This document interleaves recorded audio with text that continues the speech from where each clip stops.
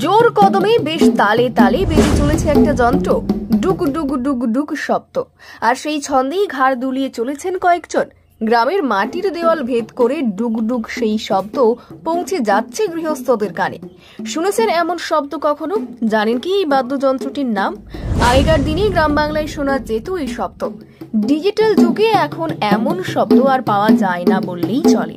জঙ্গলমহলের কিছু কিছু গ্রামে শ্রাবণ সংক্রান্তির দিন এখনো এই বাদ্যযন্ত্র বাজিয়ে গান গাওয়া হয়। এই বাদ্যযন্ত্রকে বলা হয় বিষম ঢাকি। মনসা মঙ্গলের ছন্দ গান গাইতে গেলে এই বাদ্যযন্ত্রটির প্রয়োজন হয়। শোনা যায় বিষম ঢাকির ডুগডুগ শব্দ ছাড়া দেবী মনসার জাত গান গাওয়া যায় না।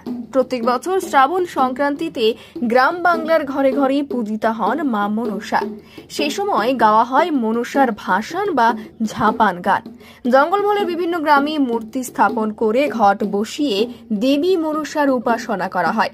দেবীকে সন্তুষ্ট করলে অশুভ বাধা এবং সর্পের ভয় থেকেও মেলে মুক্তি। তিনি পরিবারকে রক্ষা করে বলে মানেন জঙ্গলমহলবাসী। মনসা সংক্রান্তির আগের দিন রাত্রে হয় জাগরণ। ওই দিন সারা রাত ধরে গাওয়া হয় জাগরণ গান। কোথাও আবার এই পালা গানকে বলা হয় শয়লা।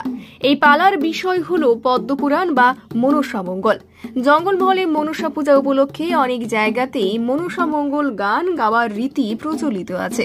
স্থান বিশেষে প্রতিদিন দুটি করে মোট 16 পালা গান গাওয়া হয়। শেষের দিন থাকে অষ্টমঙ্গলা গান। আবার অনেক স্থানে গান গাওয়া উপলক্ষে বেহুলা লক্ষিন্দরের বিয়েও হয়।